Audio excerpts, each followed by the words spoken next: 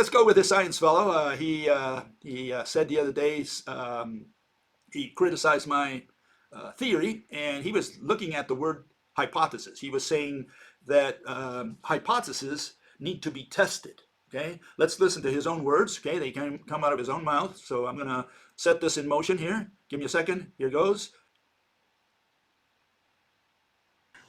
The questions and issues addressed in this rebuttal are: what is a hypothesis? And is a hypothesis testable? You need to be able to formulate a hypothesis, and that hypothesis needs to be testable. And then you have to test that hypothesis. Okay, so he's saying we have to test the hypothesis. How do you test the hypothesis? Well, before we can test it, we have to figure out what a hypothesis is. Then maybe we can decide how we're going to test it. With an experiment? I mean, I don't know. Let's find out. Let's find out what a hypothesis is first, okay? And so we look at the word, we look it up, and we find all these versions there. That it's a purpose, a question, a tentative guess, hunch, talking about a prediction also. It's an assumption, an explanation. You present evidence for it so you can test it, I guess, right? It's a theory, a provisional explanation, a tentative theory, and another fellow says it's data analysis. I mean, are all these synonyms that hypothesis is everything?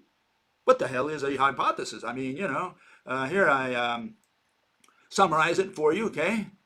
Will the real hypothesis please stand up, okay? Because they have all these versions of what a hypothesis is. I think they lost track of what they're talking about after a while. Okay, and so the question is, is a hypothesis the same thing as a purpose? And if it's a purpose, is it the same thing as a prediction? If it's not a prediction, then what is it? What are we talking about here? We got a real problem here because, they have all these versions of what a hypothesis is. Okay, is an assumption the same thing as an explanation? Is a question the same thing as a tentative guess? I mean, they have all these versions. What is a hypothesis? And I can tell you right now, mathematics has no idea what a hypothesis is. They have so many versions of it that people have lost track of what a hypothesis is. But most people define it as this, and these are definitions you'll find out there. Okay, most of them essentially say that it's a tentative explanation. This is more or less where most people converge upon when they officially, define the word hypothesis. And there you see all the versions. Okay. Okay, so is that what a hypothesis is? Is just all these versions of explanations, possible explanations, a proposed explanation, etc. Well, when you go to the scientific dictionary there, Britannica, it says hypothesis differs fundamentally from theories. My God, they're saying it's a theory over here on the left, and on the right they're saying, oh, by the way, it's different. Okay, let's see what's different about them. It says, whereas the former is a specific tentative explanation, serves as the main tool by which scientists gather data, the latter is a broad general explanation that incorporates data from many different scientific investigations.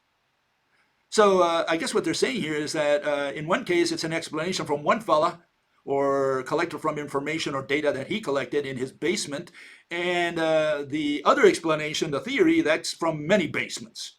Great. I mean, is this the difference? One basement versus many basements? Is that what the difference between a hypothesis and a theory? Okay, so we have a problem there. And then to top it off, we have this fellow. And, got the wrong way. Hold it. I have this fellow here. And he's from a university. He's an emeritus professor. And his name is Donald Simonek. And he says, science doesn't explain. Science describes. Because that's what math can do. That's the only thing math can do, describe. And so if science doesn't explain, we started out saying, well, what is a hypothesis? It's an explanation, a tentative explanation. They have all these versions, actually. It's a prediction, it's an assumption, it's a data collection, who knows what else. Then they say, well, no, it's an explanation. Different kinds of explanation, but it's an explanation. Great.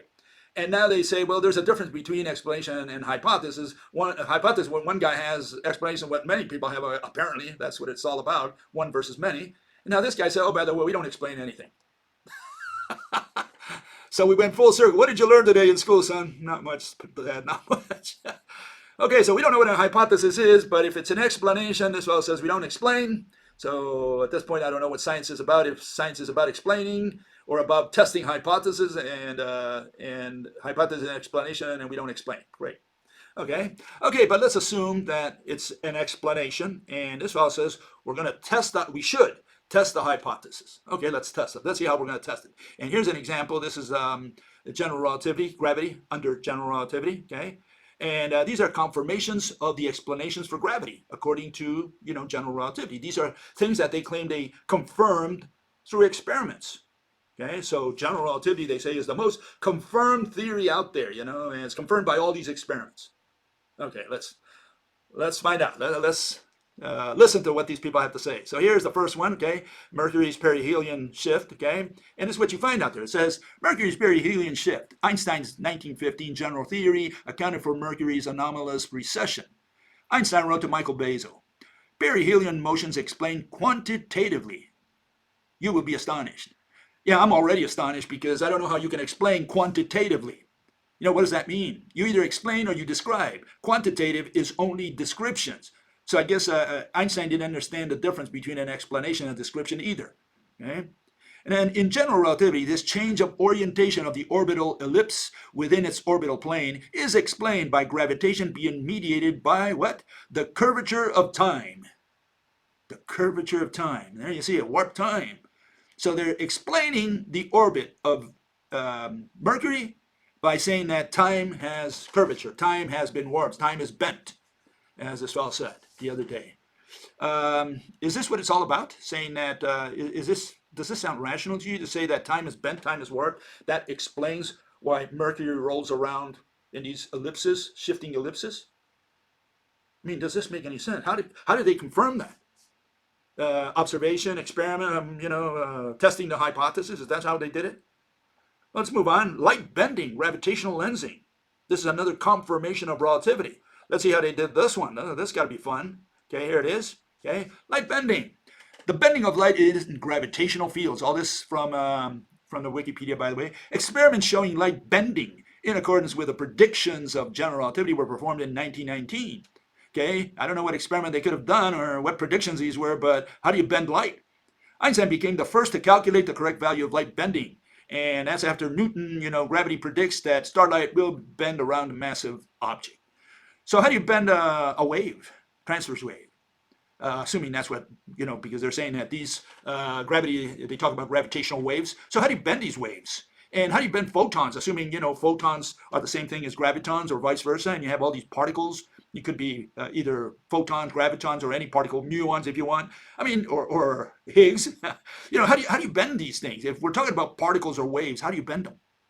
Okay, so again, I don't know how they proved this. They say these are the confirmations that they proved it through experiments. How do you prove that you're going to bend light? How are you going to prove that you bend gravity? How are you going to prove that you bend magnetism? What sense does any of that make? How do you do that? How do you test the hypothesis? Okay, they do space bending. Okay, let's find out what that's all about. Space bending. That's got to be fun. Here it is. If you want anything bent, you should call on Einie Service. Okay, he bends anything. He bends bananas, hammocks, whatever you got. Okay, here it says Einstein theory suggested that large objects bend the space around them. Okay, I don't know how you can bend space if it's not a physical object, but this is the way they treat it. Massive celestial bodies like the Earth drag their local space-time around with them as they rotate. That comes out of NASA. Okay, how do you, gravity probe B experiment, by the way. And so the question is, how does the Earth drag a concept such as time around?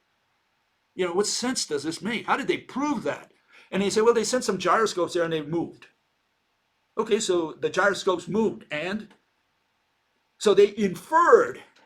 They didn't prove anything. They inferred that the gyroscopes moved, oscillated, or whatever, moved out of their position because they rubbed their elbows against space. How did they do that? No, they made an assumption that space is a physical object, and the gyroscope rubbed its elbow against the this thing called space, or time maybe. Maybe it was against time that it scraped its elbow. I mean, what sense does it make to say that they confirmed experimentally that Earth drags time around itself? What is this? This is nonsense, or space. It doesn't really matter.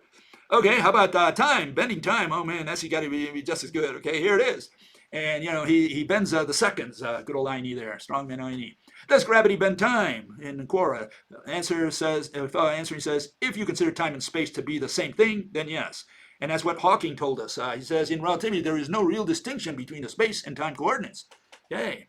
And then in a Stack Exchange, another prominent site who supposedly does at least mathematical physics, okay, gravity is the bending of time.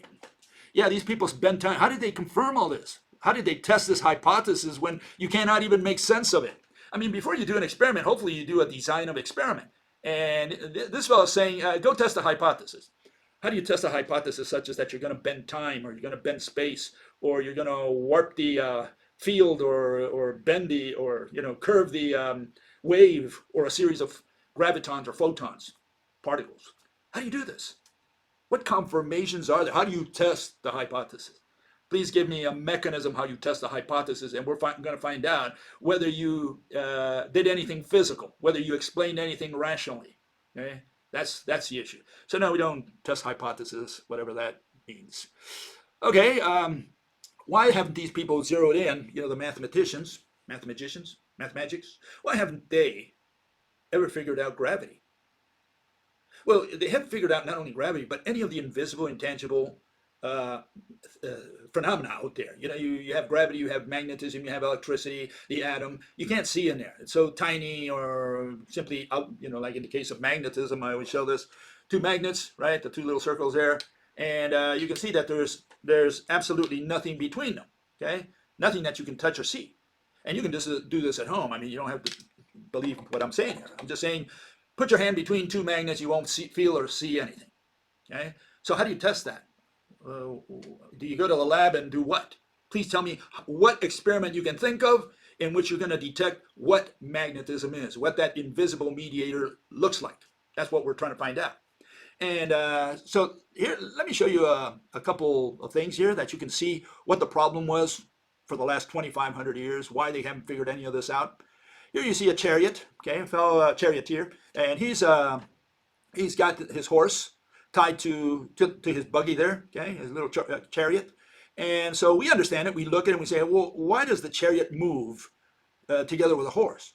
And you say, well, because somehow the horse is bound to the chariot, or the chariot bound to the horse. They're in physical contact. That's why this is not surprising. We're used to these kinds of things every day. And we look at this and we say, okay, I understand it. I don't need to go to college to understand why the cart moved there, okay? Okay, so here, let's look at it again now. Here's this situation, okay?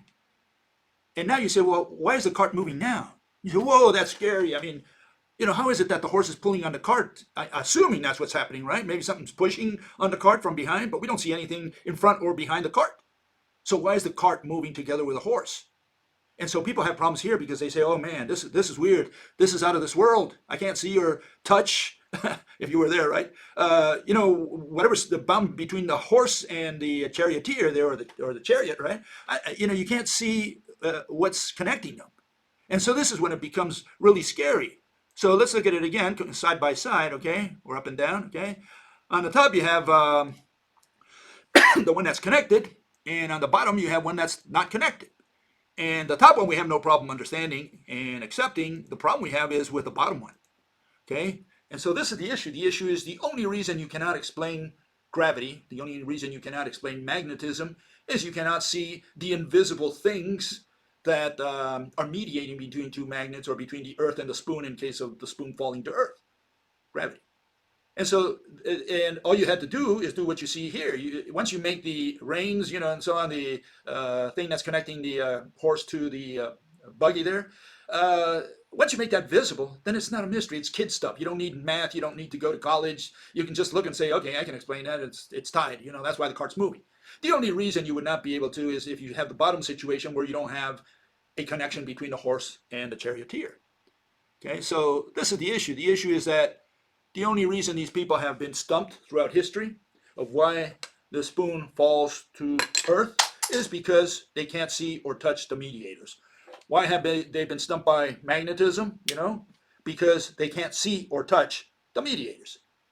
If you make the mediators visible and show a mechanism of how it's done, now people say, That's kid stuff. Anybody can understand that. The only reason is you can't see the mediators. Period. We're done. Okay? So there's nothing to test. What are you going to test as far as something that is invisible or intangible? I mean, this individual says, go and test the hypothesis. Okay, we go to the lab. What do you want me to do? How am I supposed to test the hypothesis here? Okay? What am I supposed to do? Please tell me how you would test the hypothesis. The hypothesis is what? That particles, what was it, green pixies attract these two things? Great. Show me in the lab, or wherever you want to test it. I mean, I don't know. Show me how a magnet attracts another, or how a pencil, falls to earth. Okay? With pixies, whatever you want. Particles, waves. Show me the mechanism. Test the hypothesis all you want, then come back and tell me this is what the mechanism is. Tell me how it was done, how the magic trick was done. That's what we want to understand. Okay? Yeah, so these are my conclusions. Okay? Hypothesis is not a theory. It's not a theory. Hypothesis is an assumption. An assumption is not an explanation, which is what a theory is. Okay? And description is not an explanation. And I talked about that in the past. I'll be talking about more of that in the future, but right now I'm not going to get into that. But no, anyone who thinks that an explanation is a series of descriptions, well, he's got something else coming, and he should go to square number one. What was it? The idiot honor roll there, and find out if a description is the same thing as a explanation. Okay, explanation, what is it? It's a mechanism. You have to explain the cause, okay? What is an explanation? In physics, right? It's a physical interpretation. What caused something to happen?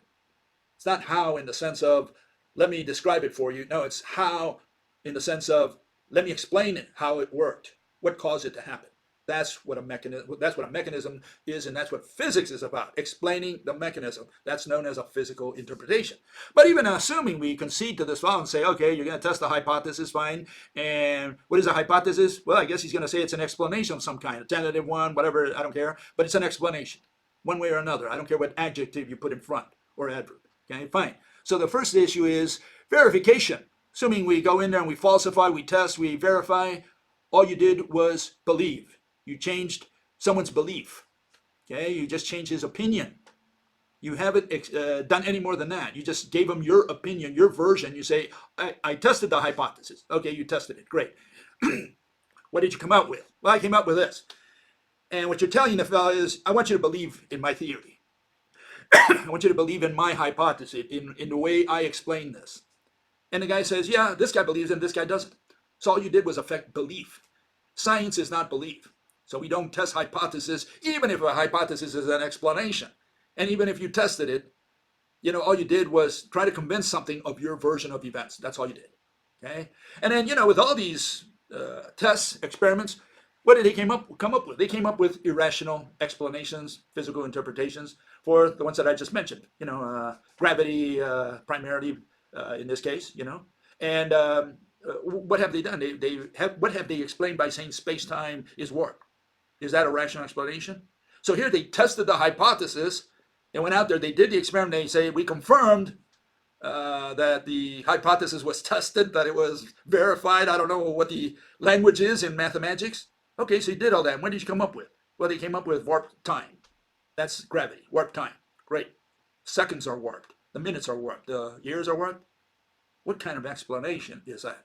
It's irrational totally. So all their testing, all their experiments only led them to irrational explanation, to irrationalities. Okay, and you can't test, if you're going to test the explanation, you can't test what is invisible and intangible. Magnetism, gravity, you can't test that.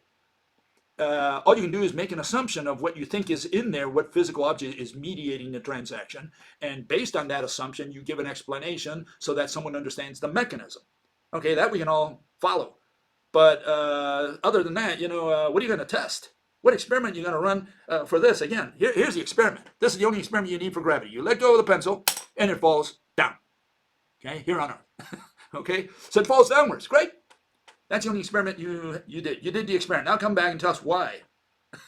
That's what you got to do. But to say you did the experiment. I let go of the pen a million times to make it repeatable, verifiable. Yeah. So I measured. I know the speed. Great. And what idiot can do that? No, we want a scientist. We want someone who can explain what caused the pencil to fall downwards. And no, so we don't need to test the hypothesis. What we do in science, we visualize. We attempt to visualize the mechanism. And for that, all you need to have is maybe a beer on your right hand. If you're left-handed, you can use your left, I guess. And visualize, try to imagine how Mother Nature could be doing these magic tricks. I mean, how would you do it if you go and watch a magician on stage? He cuts the lady in half or does something with balloons and doves. Takes a handkerchief maybe and the dove comes out. Makes a magic trick. And you say, oh man, how did he do that? And okay, and so you try to figure out how he did it. That's how you do it. What are you going to go there with a measuring rod and say, let me measure this? Okay, I'm going to measure the hanky that you use. I'm going to measure the dove, see if he fits in there. And I mean, no. The way you do it, you sit down there with the audience, you try to visualize how the guy could have done the trick. And that's how science works. That's how physics works. You have to try to figure out how the universe works as a spectator. The only way you can do that for invisible, intangible things is visualizing.